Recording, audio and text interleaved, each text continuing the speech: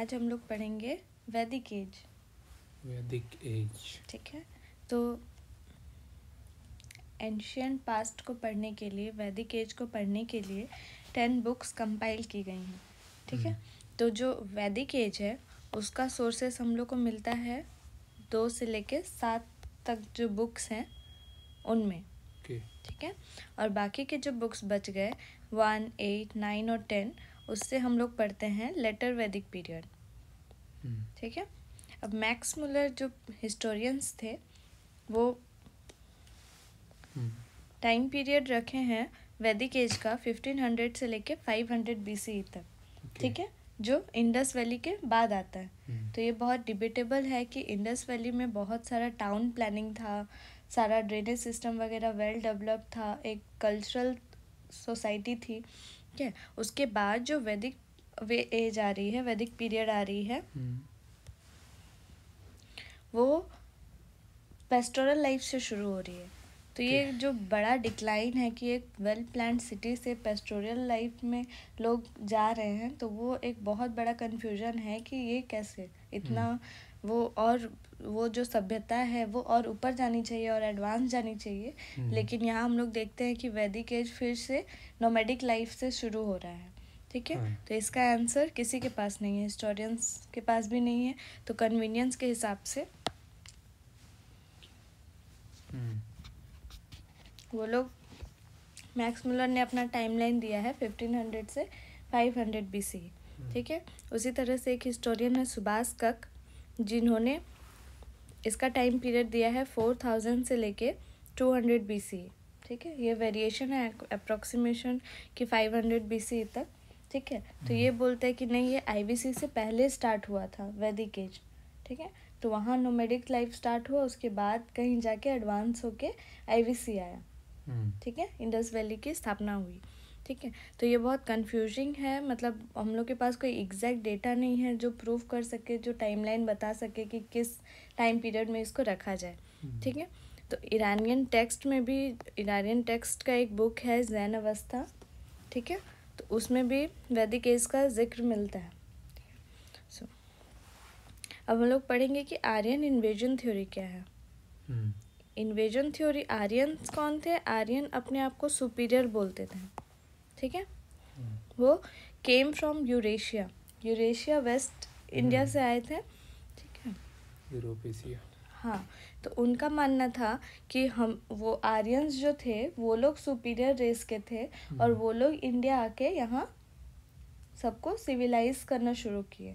ठीक है, सारी सभ्यता जो डेवलप हुई वो आर्यंस की देन है। ठीक है, तो आर्यंस जो थे वो स्पोक इंडो यूरोपियन लैंग्वेज। ठीक है, अर्लीस्ट लाइफ क्या था उनका? Pastoral, agriculture secondary. ठीक है, उस टाइम पे क्या होता था कि कैटल, सबके पास कैटल्स होता था और सब जो खेती करते थे वो मेनली चारा उगाने के लिए, फॉडर के लिए ही ये करते थे। तो एग्रीकल्चर उस टाइम सेकेंडरी ऑक्यूपेशन या फिर प्रैक्टिस था। ठीक है, horse and cattle only wealth, उस टाइम के लोगों के लिए ओनली वेल्थ क्या था? जो उनके कैटल्स थे, जो उनके हॉर्स थे या पेट्स थे, वो उनके लिए वेल्थ थे। ठीक है, आर्यन जो थे वो सुपीरियर रेस के थे और बाकी जो इंडिया के लोग थे, इंडिया के उस टाइम के लोग, उनको वो दासियों बोलते थे, जो कि इन्फीरियर ट्रीट करते थे। ठीक है, तो उनका मानना था कि आर्यंस ने आके हमको सिविलाइज किया।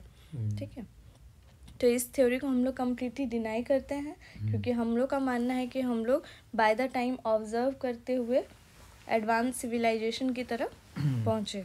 ठीक है, अब हम लोग पढ़ते हैं वेद। तो वेद मेनली क्या होता है? जो उस टाइम पीरियड के बारे में बताता है। ठीक है, उसको हम लोग वेद से डिनोट करते हैं कि कोई एक पास्ट में ऐसा टाइम पीरियड रहा होगा 1500 से 500 या फिर 4000 BCE से लेके 500 BCE तक, कि एक टाइम पीरियड रहा होगा जहाँ के लोगों के लिए उनका कैटल ही वेल्थ था, वो नोमैडिक लाइफ जीते थे, एग्रीकल्चर सेकेंडरी प्रैक्टिस था। ठीक है, तो वो उस टाइम पीरियड के बारे में बताता है। तो उस टाइम पीरियड को हम जिसके हेल्प से पढ़ते हैं उसको हम लोग वेद रेफर करते हैं। ठीक है, तो वेद और जिसके बारे में पढ़ते हैं वो वैदिक पीरियड। ठीक है, अब वेद को 4 पार्ट में डिवाइड किया गया है।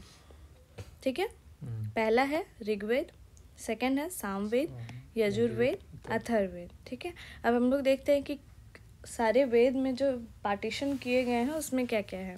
तो ऋग्वेद को हम लोग अर्ली वैदिक पीरियड बोलते हैं। ठीक है, और जो बाकी तीनों हैं उसको हम लोग यूज़ करते हैं लेटर वैदिक पीरियड को पढ़ने के लिए या जानने के लिए। ठीक है, अर्ली वैदिक पीरियड यानी ऋग्वेदिक, इसमें क्या है, जो मंत्र है, जो हिम्न है, जो सूक्त है, उसमें ये कंपाइलेटेड है। ठीक है, ऋग्वेद में। सामवेद में क्या है कि इन मंत्रों को, इन हिम्न को, इन सूक्तों को किस हिसाब से प्रोनाउंस किया जाए, किस म्यूजिक टोन में उन्हें एक पर्टिकुलर ये किया जाए, क्योंकि हम लोग देखते हैं हिंदू रीति रिवाज में जितने भी मंत्र है वो एक पर्टिकुलर म्यूजिकल टोन के साथ आते हैं। ठीक है, कोई भी मंत्र हो, कोई भी हिम हो, तो जो म्यूजिक वाला पार्ट है, जो किस तरीके से उसको बोला जाना चाहिए, गाया जाना चाहिए, वो है सामवेद में।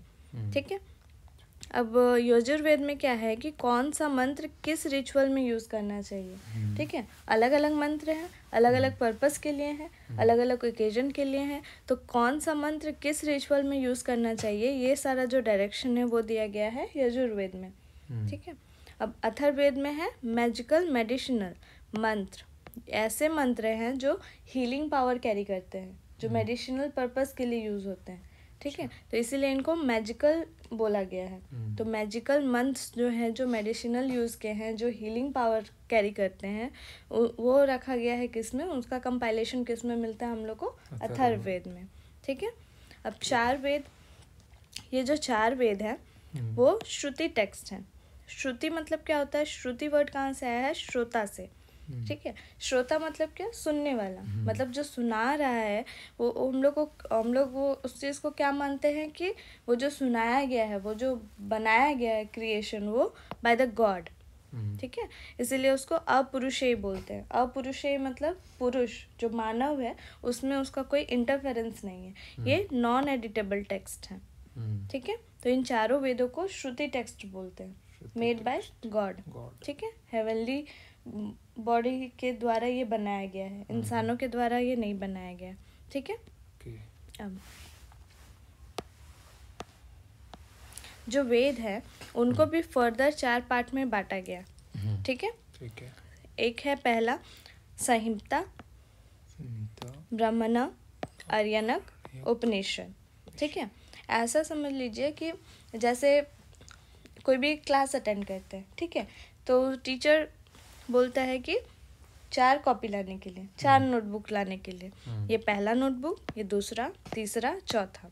ठीक है, तो जो भी वो मंत्र सिखाए जाएं क्लास में, या फिर जो भी मंत्र हिम्न से सूक्त है, उसको हम लोग लिखेंगे फर्स्ट टेक्स्ट बुक में। ठीक है, तो उस फर्स्ट टेक्स्ट बुक में जिसमें मंत्र लिखा हुआ है, मंत्र का कंपाइलेशन है, उसको बोलेंगे क्या, संहिता।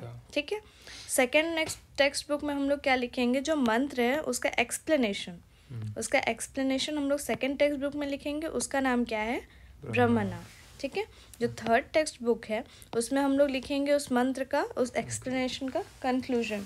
ठीक है, उस कंक्लूजन को क्या बोलेंगे, अरण्यक। ठीक है, और फोर्थ टेक्स्ट बुक में क्या है, जो मेटाफिजिकल क्वेश्चन है, इन मंत्रों को, इन एक्सप्लेनेशन को सुन के जो क्वेश्चंस आते हैं, जो फिलोसॉफिकल आइडियाज़ आते हैं, उसको हम लोग राइट डाउन करेंगे फोर्थ टेक्स्ट बुक में, जिसको हम लोग बोलते हैं उपनिषद। ठीक है, तो ये फिलोसॉफिकल आइडियाज़ ये 108 हैं। ठीक है, और इसमें 108 अलग अलग तरह के जो स्टोरी के थ्रू वो उन क्वेश्चंस को, उन फिलोसॉफिकल आइडियाज़ को बताया गया है, जैसे कठोपनिषद, मंडूक उपनिषद, बृहद अरण्यक। ठीक है, जो ये लिया गया है श्लोक या फिर जो सेंटेंस है, हम ब्रह्मास्मि। ठीक है, तो ये भी कठोपनिषद से लिया गया है। ठीक है, अब हम लोग लाइफस्टाइल देखते हैं पहले के वैदिक एज के पीरियड के लोगों के। ठीक है, तो उस टाइम पे वो लोग का जो केटल है वो सबसे बड़ा वेल्थ हुआ करता था। ठीक है, तो वो लोग हर चीज़ में वो इम्पोर्टेंस दिखेगी, उनके बोल चाल, वो जो रेफ़र करते थे लोगों का जो नामकरण या फिर जो सरनेम या फिर जो टाइटल देते थे, उसमें हम लोग को वो दिखता है गौ शब्द। ठीक है, जैसे गौधुली हम लोग यूज़ करते हैं शाम के टाइम पे। ठीक है, जो डाउन का समय है, सूरज डूबने से जस्ट पहले, ठीक है, तो वो गोधूली। समगांव मॉर्निंग के लिए, ठीक है। Gopati head of the tribe. गविष्ठी कोई वार के लिए वो लोग शब्द यूज करते थे, गविष्ठी, ठीक है। गवाला द फेलो, ट्राइबल कॉन्फ्लिक्ट को भी, ठीक है। वाप और भी हम लोग वर्ड्स देखते हैं। वाप मतलब क्या होता है, बीज बोना, ठीक है। और कृष मतलब टू कल्टीवेट। मतलब ये जो वर्ड्स हैं या फिर जो इम्पोर्टेंट जो भी नोमेनक्लेचर्स हैं वो हम लोग को दर्शाते हैं क्या, कि उनके केटल्स उनके सेंटर पॉइंट में थे, बहुत ज़्यादा इम्पोर्टेंट थे, ठीक है। अब बहुत सारे ट्राइबल्स भी थे उस टाइम पे। तो मेन जो थे, एक तो भारत था, ठीक है, भारत क्लैन, हाँ भारत ट्राइब। एक पंचजन में कौन कौन थे, पुरु, यदु, तुर्वशा, द्रुयु, अनु, ठीक है, ये पंचजन थे। तो वैदिक एज में हम लोग एक वार पढ़ते हैं जिसको बहुत फेमस है, उसको बोला जाता है बैटल ऑफ 10 किंग्स, ठीक है। तो ये किसके किसके बीच लड़ा गया था, भारत वर्सेस 10 किंग्स, ठीक है। ये 10 किंग्स और ये भारत के बीच में लड़ा गया था। तो जीते कौन, भारत, ठीक है। अब उसमें से पुरु जो थे पंचजन में, वो सोचे कि भारत तो बहुत ज़्यादा शक्तिशाली है, तो मुझे इसके साथ जाना चाहिए, ठीक है। तो भारत और पुरु मिल गए आपस में, ठीक है। तो ये परशुनी नदी के रिवर के सामने ये हुआ था, वार हुआ था, ठीक है। हाँ, रावी नदी, जिसका पुराना नाम था, वैदिक एज में नाम था परशुनी, ठीक है। तो भारत और पुरु क्लैन मिल गए, तो ये दोनों मिलके क्या बने, कुरु। और ये जिस क्षेत्र में बसे उसका नाम क्या रखा गया, कुरुक्षेत्र, ठीक है। अब हम लोग देखें कि रावी नदी का वैदिक एज में नाम क्या था, परसुनी। तो हम लोग और भी नदियों का नाम देख लेते हैं, ठीक है। तो इंडस रिवर का नाम क्या था, सिंधु। झेलम नदी का नाम क्या था, वितस्ता। चेनाब नदी का नाम क्या था, अस्किनी। व्यास नदी का नाम क्या था, विपासा। सतलुज का क्या नाम था, सुतुद्री, ठीक है। सरस्वती को सरस्वती ही बोलते थे, ठीक है। तो ये सब वैदिक एज में रिवर्स के नाम हो गए। अब वैदिक एज के लोग कोई आइडियल पूजा नहीं करते थे, ठीक है, आइडल वर्शिप नहीं करते थे। वो जो नेचुरल फोर्सेस थे उन्हीं को पर्सोनिफाई करके पूजा करते थे, ठीक है। Gave human and animal attribute, ठीक है। जैसे इंद्रदेव, अग्निदेव, वरुण देव, सोमदेव, मतलब जो भी उनको उनकी समझ से बाहर था कि ये अग्नि में इतनी तपिश कैसे है, हवा ऐसे कैसे चल रही है, बारिश कैसे हो रही है। तो जो भी उनके क्वेश्चंस थे उनको उन्होंने भगवान का नाम दे दिया कि कोई एक एनर्जी है, कोई एक डिवाइन एनर्जी है अलग अलग ये के लिए, जो इस चीज़ के लिए रिस्पॉन्सिबल है, जो बारिश के लिए रिस्पॉन्सिबल है, जो आग के लिए रिस्पॉन्सिबल है, ठीक है। तो इसीलिए अलग अलग गॉड्स का नामकरण हुआ। इंद्रदेव हो गए, अग्निदेव हो गए, वरुण देव हो गए, सोमदेव हो गए, ठीक है। फीमेल डेटीज भी थी, अदिति और उषा, ठीक है। जो मॉर्निंग के समय का जो डस्क और डाउन होता है उन दोनों को फीमेल फिगर में दर्शाया गया है, अदिति, उषा, ठीक है। उस टाइम पे जो प्रेयर्स होते थे वो recitation of prayers and offering sacrifices, ठीक है, ये तरीका होता था वर्शिप करने का। Originally every tribe had a special god, didn't pray for spiritual upliftment. उस टाइम पे ऐसा नहीं था कि हम अपने आप को या फिर एक कम्युनिटी के रूप में, ठीक है, स्पिरिचुअल अपलिफ्टमेंट करते हैं, ठीक है। वो क्या कहते, थोड़ा उनका जो प्रेयर वर्शिप होता था वो मटेरियलिस्टिक होता था। वो क्या मांगते थे, अपनी प्रजा के लिए, अपने पशुओं के लिए फूड, वेल्थ, हेल्थ, ये सब मांगते थे, ठीक है, वर्शिप के लिए। तो उनका जो प्रेयर्स था, वो जो वर्शिप था, वो बहुत मटेरियलिस्टिक था। ऐसा नहीं कि हम अपने स्पिरिचुअल अपलिफ्टमेंट के लिए कर रहे हैं, ठीक है। डाइटरी प्रैक्टिस हम लोग अगर उनका देखते हैं तो सोम रस पीते थे, ठीक है। व्रीही, जो लोग राइस को व्रीही बोलते थे, ठीक है। घृत, घी को घी बोलते थे, घी को घृता बोलते थे, ठीक है। यवा, सीरियल्स को यवा बोलते थे, ठीक है। अब हम लोग पढ़ेंगे लेटर वैदिक। अब हम लोग देखेंगे कि इन जो वैदिक पीरियड है उसको अर्ली और लेटर वैदिक में क्यों बांटा गया, ठीक है। तो लेटर वैदिक में क्या था, जो एज होता है एक ह्यूमन का, एवरेज एज, ठीक है, एवरेज एज जो होता है वो 100 साल अगर माने, ठीक है, तो उसको डिवाइड किया गया 25-25 के इंटरवल में। ठीक है, ठीक, 25 साल तक क्या फॉलो करना है? ब्रह्मचर्य। ब्रह्मचर्य। उसके बाद 25 साल क्या करना है? गृहस्थ। उसके बाद वानप्रस्थ, उसके बाद संन्यास। ठीक है, ब्रह्मचर्य में क्या है? Student life. गृहस्थ में फैमिली लाइफ। वानप्रस्थ मतलब, वानप्रस्थ का लिटरल मीनिंग होता है वन में प्रस्थान करना, लेकिन जब ये लाइफ लिविंग ये में आता है, परिवार में आता है, तो उसको रेफर किया जाता है रिटायरमेंट में, रिटायरमेंट के लिए। ठीक है, और संन्यास ये ऑप्शनल है। ठीक है, सब कुछ घर द्वार त्याग के जाना। सो हम लोग क्या देखते हैं कि लेटर वैदिक पीरियड में रूल्स डिफाइन हो गए। ठीक है, कि 25 तक ये फॉलो करना है, फिर ये फॉलो करना है, फिर ये फॉलो करना है। ठीक है, तो एक सेट ऑफ रूल्स बनते जा रहे हैं। अब बहुत सारे संस्कार हम लोग देखते हैं। संस्कार मतलब क्या है? Important events. ठीक है, इम्पॉर्टेंट इवेंट कौन कौन से हैं? 16 है। पहले है गर्भधान। ठीक है, जो ये होता है प्रेगनेंसी के टाइम, 3 मंथ। ठीक है, उसके बाद पुंसावन 6 मंथ्स। ठीक है, सीमंतोनयन। ठीक है, अब ये उसके बाद होता है जन्म या जात कर्मण संस्कार। ठीक है, उसके बाद नामकरण, उसके बाद निष्क्रमण। निष्क्रमण मतलब जब पहली बार घर से बाहर ले जाया जाता है एक नवजात बच्चे को। ठीक है, अन्नप्राशन जब पहली बार उसको खाना खिलाया जाता है। कुदाकरण। ठीक है, फिर कर्णवेद जो उसका कान भेदा जाता है। विद्यारंभ, उपनयन सेरेमनी। ठीक है, वेदारंभ जब वेदों की वो शिक्षा स्टार्ट करते। फिर केशांत, ऋतु शुद्धि। ठीक है, जब प्यूबर्टी की एज आती है तो लड़कों में केशांत, लड़कियों में ऋतु शुद्धि। ठीक है, उसके बाद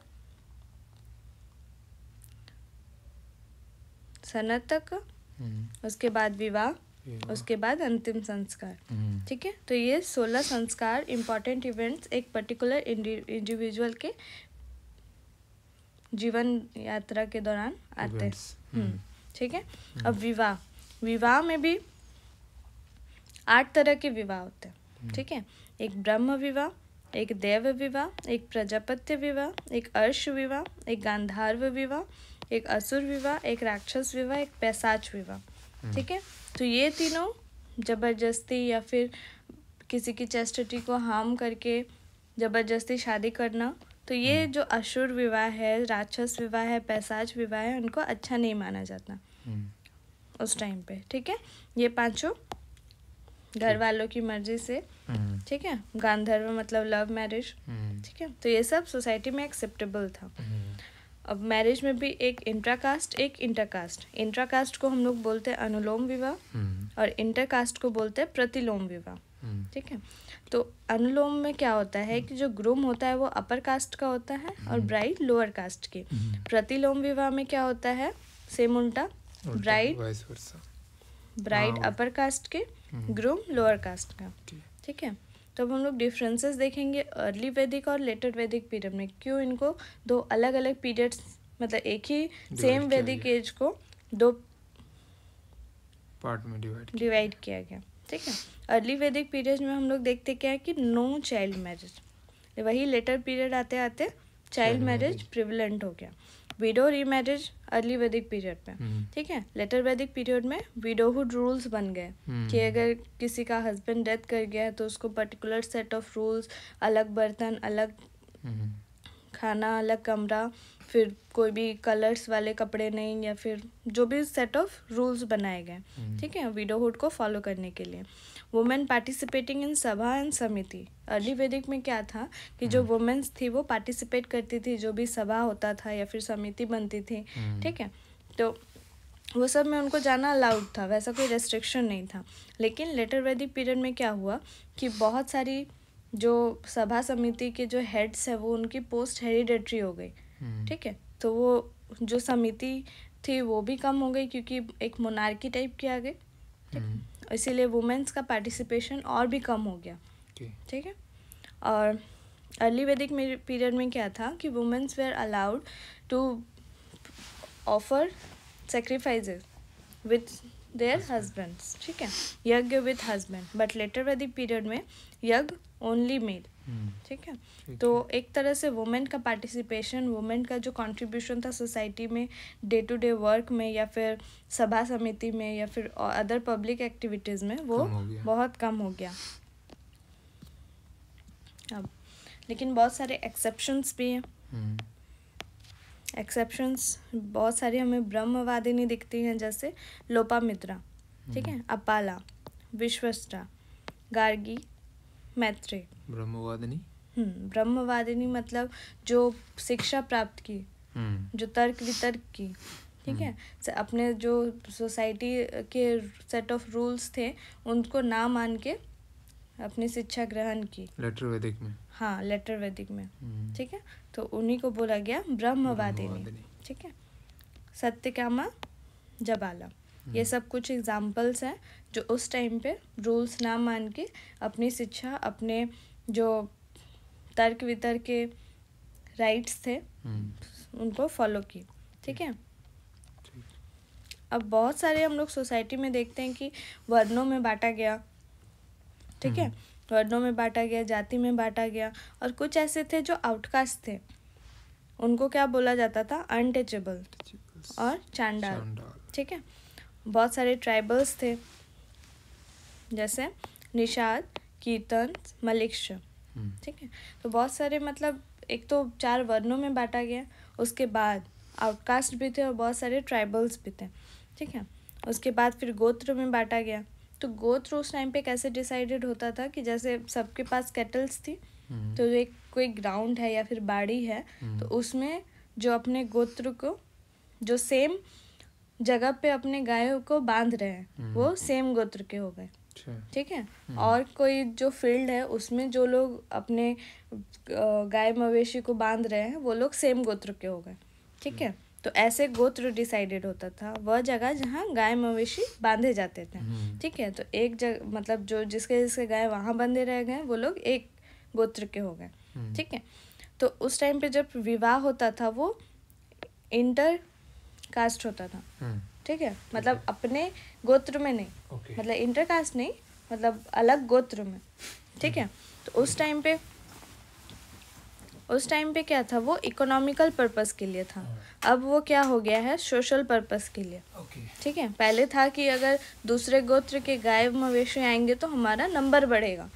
अब ये क्या हो गया है, सोशल हो गया है. पहले वो लोग इकोनॉमिकल वैल्यू की गाय आएंगी इस वजह से होता था, अभी वो सोशल हो गया है कि अलग गोत्र में करना है, सेम गोत्र में नहीं कर सकते, ठीक है. अब दोनों की पॉलिटी देखते हैं. अर्ली वैदिक पीरियड में क्या था, जो राजन था वो मेंबर ऑफ ट्राइब था, हेड था, इलेक्टेड, ठीक है. नो स्टैंडिंग आर्मी, उस टाइम पे कोई आर्मी मेंटेन नहीं की जाती थी. ट्राइब को जन बोलते थे, ठीक है. वॉर फॉर कैटल, मतलब जो भी झगड़े वगैरह होते थे अदर ट्राइब से या फिर किसी और से, वो कैटल के लिए होते थे. उस टाइम पे अश्वमेध यज्ञ कराया जाता था, तो ये बताने के लिए कि जो हमारा ट्राइब है वो सुपीरियर है या फिर स्ट्रांग है, ठीक है. अब लेटर वैदिक पीरियड में क्या चेंजेस आए, जो राजन है वो सुप्रीम बन गया, वो मोनार्की होल्ड करने लगा, उसकी पोस्ट हेरिडिटरी हो गई, ठीक है. डिवाइन्स पावर्स, ये तक माने जाने लगा कि वो तो है ही नहीं इस ट्राइब के, ठीक है. उनको हेवनली पावर्स हैं, डिवाइन पावर्स है टू रूल, उनका मतलब जन्म ही हुआ है रूल करने के लिए, ये तक माने जाने लगा, ठीक है. जैसे ब्राह्मण को अलग दर्जा दिया जाने लगा, बहुत ज़्यादा इम्पोर्टेंस, ठीक है. उस आर्मी मेंटेन होने लगी, आर्मी मेंटेन करने के लिए टैक्स कलेक्शन होने लगा, ठीक है. उस टाइम पे तो लोग एग्रीकल्चर करते थे, लेटर वैदिक तक आते आते तो टैक्स के नाम पे, टैक्स के ये पे फॉर्म में ग्रेन्स कलेक्टेड होने लगे, उस ग्रेन से आर्मी मेंटेन होती थी, ठीक है. अब जन, यहाँ पे ट्राइब को जन बोलते थे. अब जन एग्रीकल्चर कर रहे हैं तो वो अपने आप को सेटल कर रहे हैं एक जगह, क्योंकि एक दिन का तो काम है नहीं, अलग अलग सीजन्स के लिए चाहिए, तो जन अपने पद जमाने लगे, तो उसको बोला गया जनपद, ठीक है. Settling down. पहले कैटल के लिए वॉर होता था, अब वॉर फॉर लैंड. अब बहुत सारे यज्ञ और बहुत सारे जो हवन है वो सब करवाए जाने लगे, जैसे अश्वमेध, राजसूया, वाजपेय यज्ञ। हाँ। ठीक है, तो ये बताने के लिए कि हम बहुत ज़्यादा सुपीरियर हैं। ठीक है, अब हम लोग पढ़ेंगे जनपद और महाजनपद। ठीक है, इसको हम लोग आयरन एज भी बोलते हैं, क्योंकि उस टाइम तक आयरन की डिस्कवरी, आयरन के टूल्स वगैरह सब बनने लगे थे। ठीक है, द ट्राइबल पॉलिटिकल ऑर्गेनाइजेशन जन of the Rigvedic phase gave way to rise of territorial state Janpad towards the end of Vedic period. ठीक है, बुद्धिस्ट लिटरेचर अंगुतारा निकाय, जो बुद्धिस्ट लिटरेचर है अंगुतारा निकाय, उसमें हम लोग को 16 ग्रेट महाजनपद के बारे में पता चलता है। ठीक है, स्मॉल और weak kingdoms either submitted to the strong rulers और ग्रेजुअली गॉट डिमिनेटेड। ठीक है, जो छोटे मोटे जो किंगडम्स थे वो या तो सबजुगेट हो गए बड़े जनपद में, या फिर खत्म हो गए। ठीक है, 4 किंगडम्स, उनमें से हम लोग 4 बड़े किंगडम्स देखते हैं। कौन कौन से? वत्स, अवंती, कोशाला, मगध। ठीक है,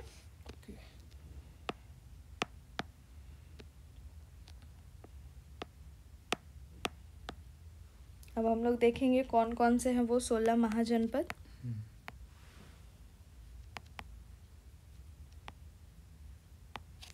पहला है कंबोज, उसके बाद गांधार, उसके बाद कुरु, पांचाल, कोशाला, मल्ल, विरी, काशी, मगध, अंग, चेतिय, अशाका, अवंती, वत्स, मत्स्य, सुरसेन। ठीक है, ये अब कंबोज का कैपिटल क्या था? राजौरी। गांधार का तक्षशिला, कुरु का इंद्रप्रस्थ, पांचाल का अहिक्षेत्र और कंपिलिया। ठीक है, चेंज हुआ, जिसके 2 कैपिटल्स रहे, कोशाला, श्रावस्ती, प्रसेनजीत, मल्ल, फिर विरी, मल्ल का पावापुरी, कुशीनगर। ठीक है, विरी का वैशाली, मिथिला।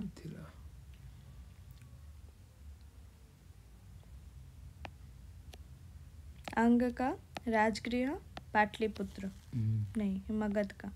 ठीक है, मगध का राजगृह, उसके बाद चेंज हुआ पाटलिपुत्र। ठीक है, चेतिय का कौसंबी,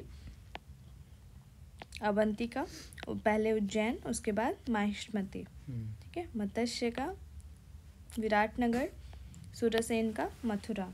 ठीक है, जो जैन टेक्स्ट है भगवती सूत्र, उसमें भी हम लोग को इन जनपदों के बारे में पता चलता है। ठीक है, पाणिनि के द्वारा जो लिखा गया है अष्टाध्यायी, उसमें भी हम लोग को जनपद के बारे में पता चलता है। ठीक है, महाजनपद मतलब क्या? जो जनपद थे उसी में जो और ग्रेट बन के निकले, उभरे, उनको महाजनपद बोला गया। ठीक है, तो महाजनपद को हम लोग देखते हैं कि वो 2 में डिवाइडेड है। एक तो है मोनार्की और दूसरा है रिपब्लिकन क्लैन। ठीक है, रिपब्लिकन क्लैन मतलब क्या? गणराज्य, संघ राज्य।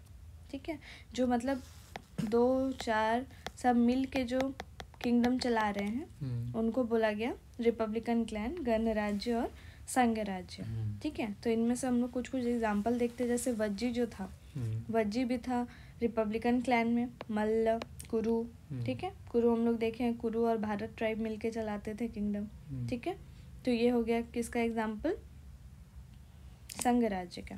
ठीक है, वज्जी में भी 3 पार्ट में डिवाइडेड थे। वज्जी में कौन कौन किंगडम थे? जनत्रिका, विदेहा, लिच्छवी।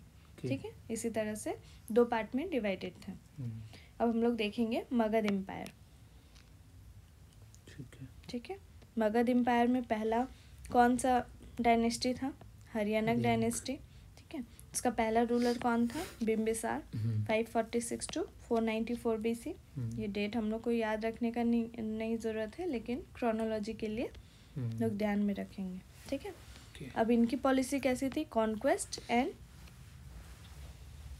एग्रेंडिसमेंट। ठीक है, एग्रेसिवली सबको कॉन्क्वेस्ट करना है। Strengthen his position by marriage alliance.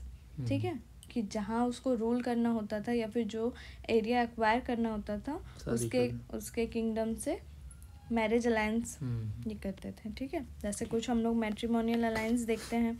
कोशाला Devi sister of Prasenjit got Kashi in dowry, तो काशी उसमें मिल गया।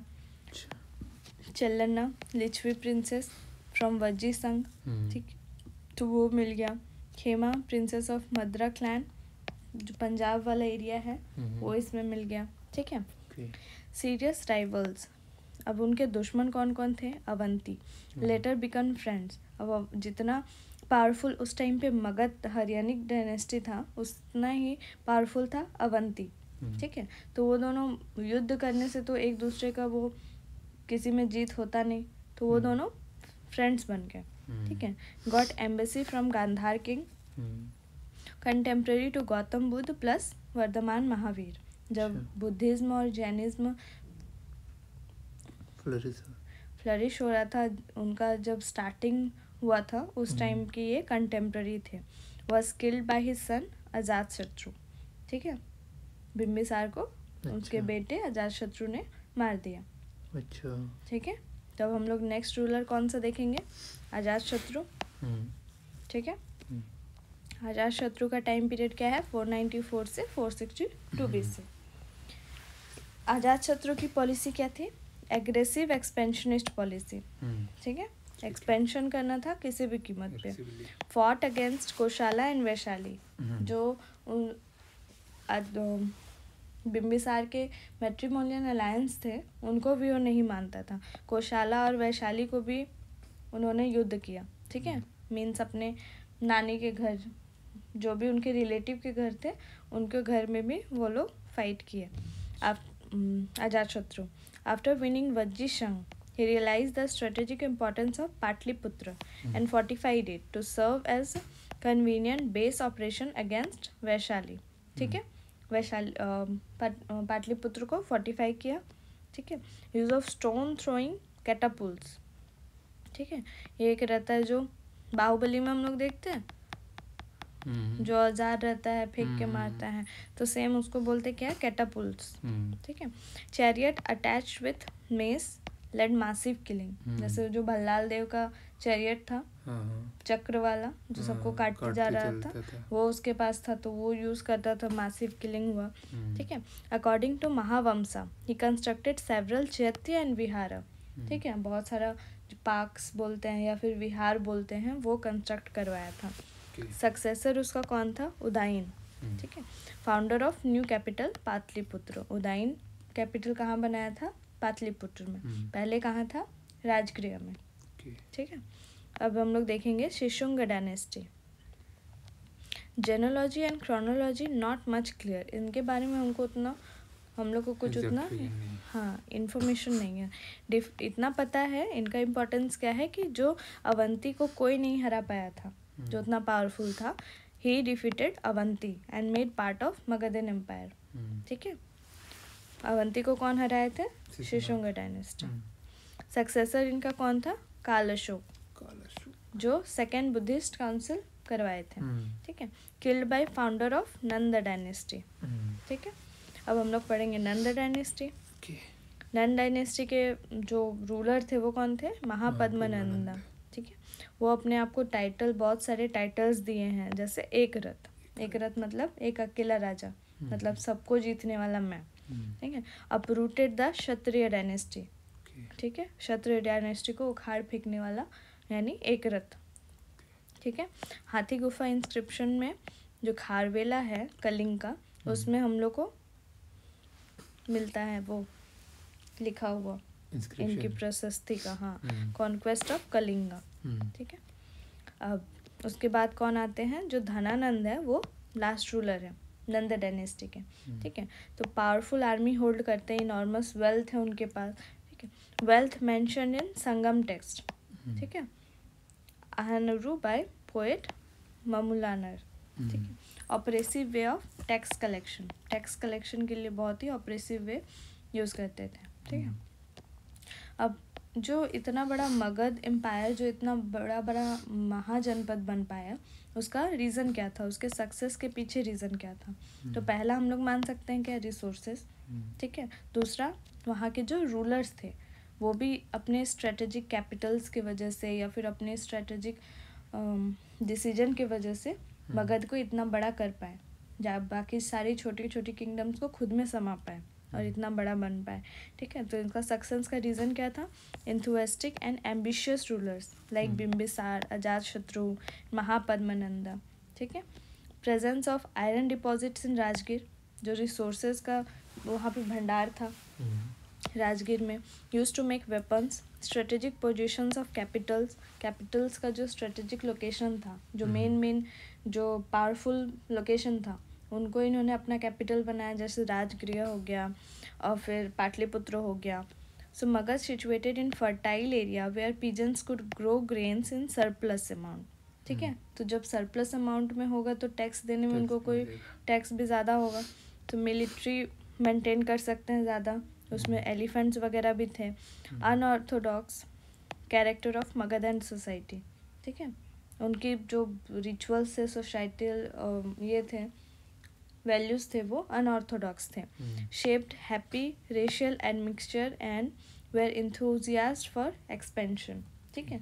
उसमें बहुत सारे अलग अलग कल्चर के अलग अलग रेस के सब मिक्स थे, लेकिन हैप्पीली को एग्जिस्टिंग थे, ठीक है। और इंथुजियास्ट फॉर एक्सपेंशन, मतलब जो उनकी अपनी सोसाइटी थी वो मिक्सचर तो थी, ये रेशियल मिक्सचर, लेकिन वो लोग में वैसा कोई झगड़ा नहीं था, इंटरनल ये नहीं था, डिस्टर्बेंस नहीं था। इस वजह से जो वहाँ के रूलर्स थे वो एक्सपेंशन करने में ध्यान दे पाए, ठीक है। अगर उनको इंटरनली डिस्टर्बेंस होता तो वो लोग बाहर तो देखते ही नहीं, ठीक है। अब जैसे हम लोग स्ट्रेटेजिक लोकेशन देखते हैं कैपिटल्स का, तो जो राजगृह है वो एकदम पहाड़ों से ढका हुआ है, ठीक है। तो ये एक सेफ प्लेस हो गया कि बाहर से कोई अटैक कर नहीं सकता कैपिटल पे। पाटलिपुत्र जो है वो 2 नदियों के बीच में है, तो ये एक्ट एज अ फेंस, ठीक है। तो ये भी एक स्ट्रेटेजिक लोकेशन हो गया। सो इन नॉर्थ ईस्ट स्मॉल प्रिंसिपलिटीज गॉट मर्ज, जो नॉर्थ ईस्ट में स्टेट्स थे या फिर जो किंग्स थे वो खुद ही आके मर्ज हो गए, ठीक है। डिसयूनिटी इन नॉर्थ वेस्ट फ्रंटियर, तो जो नॉर्थ वेस्ट फ्रंटियर रीजन था उसमें डिसयूनिटी थी। तो वो भी कब ख़त्म हो गई, जब पर्शियन आए, जब पर्शियन इन्वेजन हुआ, एकेमेनियंस, ठीक है। वो जब आए तो वो क्या किए, सबको जीत के एक ही रूलर के अंडर कर दिए। तो वो जो डिसयूनिटी थी, छिटपुट थी, वो एक ही किंगडम के ये में आ गए। उसके बाद आए साइरस, जो ग्रेटेस्ट कॉन्करर ऑफ एकेमेनियन एम्पायर बोले जाते हैं। कैप्चर्ड गांधार रीजन इन्होंने कैप्चर कर लिया था। उसके बाद आए डेरियस नेक्स्ट पंजाब रीजन, ठीक है। 360 टैलेंट्स ऑफ गोल्ड। उसके बाद आए जर्जस, गोल्ड 360 टैलेंट्स, मतलब वो पंजाब से लिए थे, अच्छा, ठीक है। Deployed Indian infantry and cavalry to Greece to fight his opponents, ठीक है। जर्जस कह के जो इंडियन इन्फेंट्री है और कैवलरी है उसको जो ग्रीक में अलेक्जेंडर था उसके खिलाफ लड़वाए थे। डेरियस थर्ड लास्ट रूलर जो था used Indian soldiers against Alexander, ठीक है। लेकिन उसमें क्या है, अलेक्जेंडर जीत गया इन 330 BC। अब जो पर्शियन का इन्वेजन हुआ उसका इफेक्ट क्या हुआ, इंडिया पे क्या इम्पैक्ट पड़ा। तो impetus to trade and commerce between India and Iran, ठीक है। इंडिया एंड ईरान में ट्रेड बढ़ गया। Iranian scribes brought a script Kharosthi, Iranian अपने साथ एक खरोष्टी स्क्रिप्ट लेके आए, ठीक है। जो हम लोग बहुत सारा अशोकन का पिलर देखते हैं उसमें जो इंस्क्रिप्शन है वो खरोष्टी लैंग्वेज में है। तो वो खरोष्टी स्क्रिप्ट कहाँ से है, वो ईरान से, ठीक है। Influence can be seen on Mauryan art, monolithic pillars and bell shaped abacus, ठीक है। Through Iranians Greek came to know about the wealth in India and prepare the ground for Alexander's invasion, ठीक है। जब Persian का यहाँ invasion हुआ तब उनको पता चला कि यहाँ पे कितना ज़्यादा वेल्थ है, ठीक है। अब ये वेल्थ देख के जब पता चला अलेक्जेंडर को, तब अलेक्जेंडर आया इंडिया को इन्वेट करने के लिए, ठीक है। तो अगर पर्शियन नहीं आते इंडिया तो अलेक्जेंडर भी नहीं आता, ऐसा माना जाता है, ठीक है। या फिर लेट से आता। Macedonian invasion. अलेक्जेंडर जो था वो son of Philip of Macedonia, ठीक है। Conquered Asia Minor along with Iran and Iraq, सब उधर से जीत के आ रहा था। March into north west India from Iran. Annexed whole of Persia Babylon by defeating Persia king Darius third, battle of Arbela. ये जो हम लोग देखे ऊपर, डेरियस थर्ड जो राष्ट्र रूरल था वो हार गया, अलेक्जेंडर जीता उसमें। उस बैटल का नाम क्या था? Battle of Arbela. Was attracted to India's wealth. जब उसको पता चला कि इंडिया में इतना वेल्थ है तो वो उसकी तरफ अट्रैक्ट हुआ और यहाँ आया, ठीक है। Alexander invasion. Ambhi of Takshashila, उस टाइम पे तक्षशिला का राजा कौन था? अम्बी, ठीक है। वो क्या किया, वो पहले ही जाके सरेंडर कर दिया कि हम नहीं लड़ पाएंगे, हम आपके शरण में आते हैं, ठीक है। जो पोरस था, Porus of the region of Jhelum, Hydaspes, ठीक है। अम्बी एक्सेप्टेड अलेक्जेंडर सोवेरेनिटी, बस Porus put up a valiant but unsuccessful fight, ठीक है। वो जीत तो नहीं पाया लेकिन बहुत टफ टक्कर दिया अलेक्जेंडर को, ठीक है। So Alexander was so impressed with Porus fight that he granted him his territory back, ठीक है। वो बोला कि तुम इतना अच्छा फाइट किया, हम इतने इम्प्रेस हुए कि हम तुम्हारा जो प्रॉपर्टी है, जो तुम्हारा ये है प्रजा है, उसको हम कैप्चर नहीं करेंगे, तो he granted him his territory back. Porus might have accepted lordship, ठीक है। बैटल ऑफ, इसको बोला जाता है battle of Hydaspes. Alexander's army cross the river Chenab, Chenab पार कर गई थी, and annex the tribes between Ravi and Chenab, ठीक है। But his army refuse to cross the river Beas and revolted, कि बहुत दिन से हम लोग घर से बाहर हैं, बहुत सालों से हम लोग युद्ध लड़ रहे हैं, इतने सारे जीत गए हैं सारे किंगडम, लेकिन अब आगे मगध है और हम लोग नहीं लड़ेंगे। His army revolted, they were exhausted after years of battles. Alexander forced to retreat, died at Babylon at 32 age 32, ठीक है। अलेक्जेंडर क्या अपनी सेना से ही हार गया, उसकी सेना ने विद्रोह कर दिया कि हम आगे नहीं जाएंगे, उनके पास इतनी स्ट्रांग मिलिट्री है, इतने बड़े बड़े हाथी हैं, हम लोग आगे नहीं लड़ेंगे, ठीक है। सो ग्रीक एम्पायर, अलेक्जेंडर की मौत के बाद ग्रीक एम्पायर स्प्लिट, ठीक है। सो उसका इफेक्ट क्या हुआ इंडिया में? जो मैसेडोनियन इन्वेजन था, जो अलेक्जेंडर आया, उसका इफेक्ट क्या हुआ? Alexander's invasion augmented political unification in northern India under the Mauryas, ठीक है। वो क्या किया, जो अलेक्जेंडर आया वो तो सारा जीत लिया था, पोरस का जो जितना भी किंगडम था, तो वो क्या किया, पॉलिटिकल यूनिफिकेशन का काम किया, जो कि बाद में वो क्या किया ना, एक क्या नाम था, किसको बैठा के गया था, एक रूलर, हेलेना के पापा को, सेल्यूकस निकेटर। तो वो क्या किया ना, जब ब्यास नदी के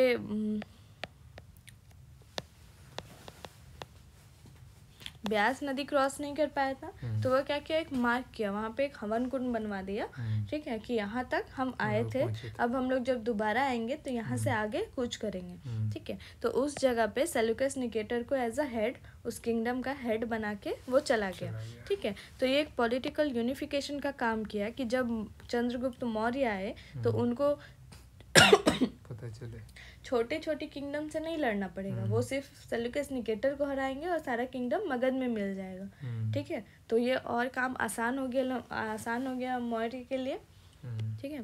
direct contact between India and Greece, India और ग्रीस का डायरेक्ट कांटेक्ट हो पाया, ट्रेड या फिर और भी कोई रेस्पेक्ट में। Post invasion Indo Greek rulers in north western part of India, ठीक है। Grecian impact on Indian art पे भी काफ़ी असर डाला, can be seen in the Gandhara school of art, ठीक है। ये हम लोग उनका इन्फ्लुएंस देख सकते हैं।